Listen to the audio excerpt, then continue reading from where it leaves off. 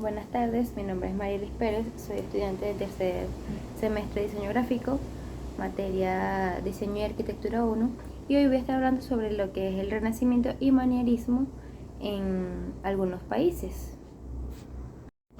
En primer lugar se encuentra lo que es el arte renacentista francés. Ok, para entrar un poco en el contexto histórico, este fue un movimiento artístico y cultural que se desarrolló en Francia en el periodo del siglo XV y a principios del XVII, y está asociado con el renacimiento paneuropeo. Aquí los desarrollos más notables que se dieron fue el desarrollo o avance del humanismo, la exploración temprana del nuevo mundo, nuevas técnicas y formas artísticos, ¿no?, en el campo de la literatura, de la música, de la pintura, de la escultura, del retrato y otros, pues, de estas áreas. En el aspecto del arte, ¿no? A fines del siglo XV, lo que fue la invasión francesa de Italia y la proximidad de Borgoña pusieron en contacto con este suceso a los bienes, las pinturas, las influencias y el espíritu creativo del Renacimiento italiano y del norte. Evidentemente, con este acceso que se obtuvo, pues se, se dio consecuentemente una influencia en el desarrollo de las nuevas creaciones y obras en el aspecto del arte. En el aspecto de la arquitectura, uno de los orígenes o desarrollos más importantes que ésta dejó fue la construcción del castillo de los Valles del Loira, pero ya no concebido como una fortaleza, sino como un palacio de placer, en el cual se aprovechó el entorno que esta zona tenía, es decir, los ríos y tierras, pues allí que allí yacían, y pues fue considerada como una notable habilidad arquitectónica, pues por su perfección y por la grandiosidad en la que se, estableció en aquel entonces.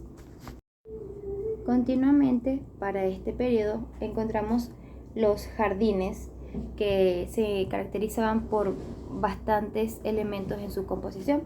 Por ejemplo, lo que eran los macizos de planta, los porteros simétricos y geométricos, lo que eran las gradas, las escaleras, las rampas, gravas y arenas,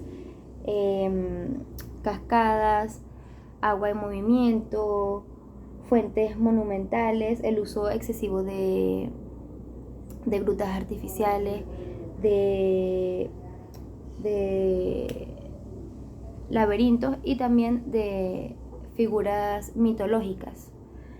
La composición de todos estos juntos, pues dejaba jardines bastante emblemáticos y estrambóticos para aquel periodo.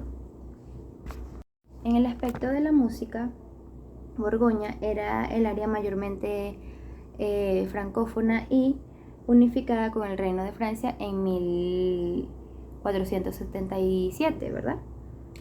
Fue el centro musical más importante o reconocido para aquel entonces, a principio y finales del siglo XV. Allí muchos de los músicos más famosos y compositores que eran de Europa, pues fueron trasladados allí y, y continuaron sus estudios como compositores. A continuación encontramos lo que es el arte manierista francés.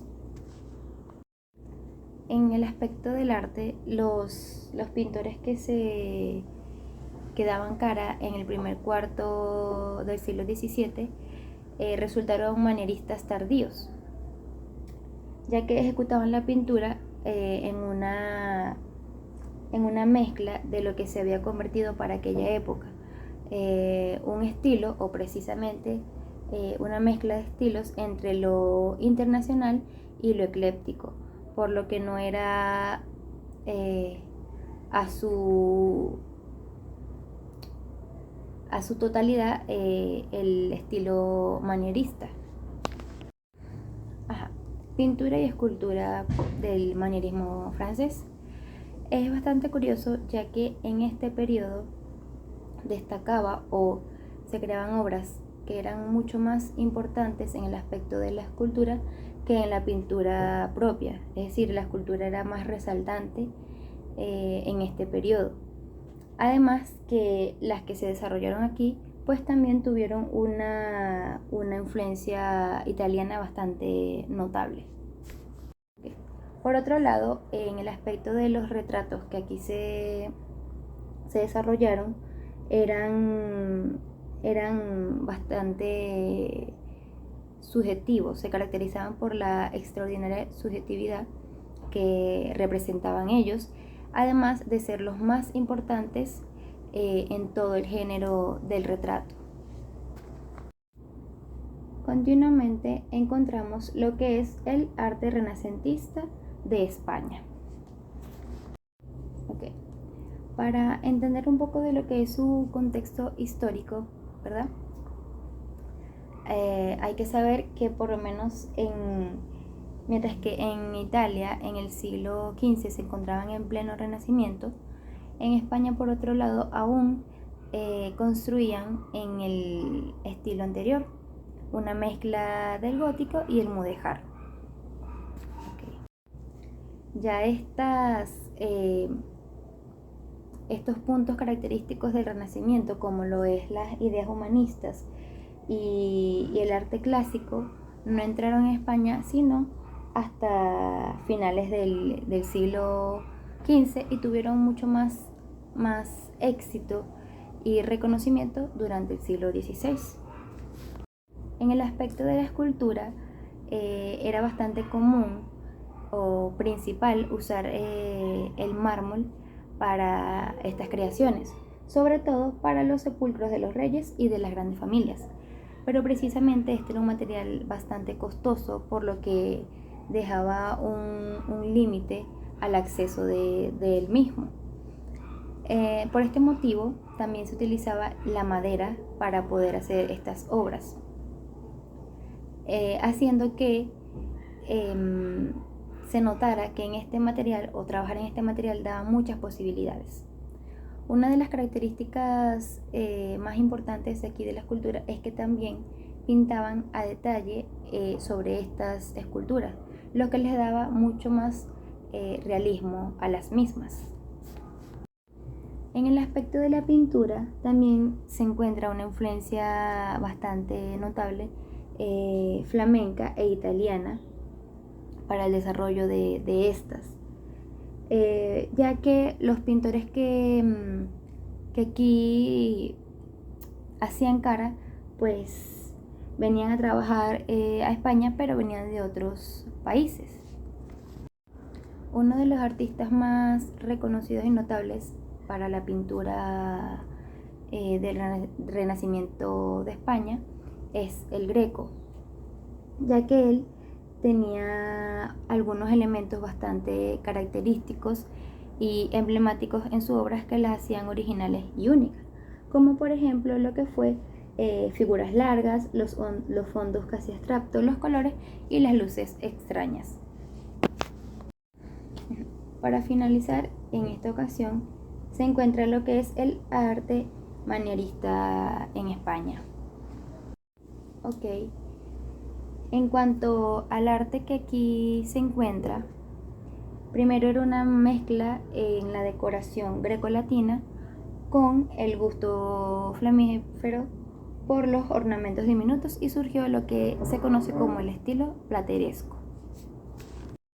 Este dicho estilo se compone por dos estilos bastante reconocidos, lo que es el gótico y el clásico del Renacimiento. Y además de esto es uno de los estilos que resulta más importantes en los lugares turísticos de España. Finalmente, en este periodo tenemos lo que es el estilo herreriano, algo que también fue bastante destacable y, y notable pues para lo que dejó o para lo que trascendió en la historia de estos periodos. En lo que fue el año 1567 fue bastante decisivo. En este periodo, Juan Herrera continuó la fábrica del monasterio que pertenecía a San Lorenzo, iniciado primero por Juan Bautista de Toledo. Esto conectó fácilmente con el monarca Felipe II. Además de esto, él diseñó no solo la arquitectura del imponente palacio, sino que también fue un conjunto de muebles y bibliotecas que dejaban una arquitectura sin igual para aquella época, o sea, considerada como algo único o majestuoso pues en comparación a otras habidas en aquel entonces. La resiedumbre y la austeridad de la arquitectura herreriana se traducen al mobiliario como una volumetría compacta y una escueta ornamentación rectilínea. Eso fue todo por el día de hoy. Espero que les haya gustado y muchas gracias por la atención.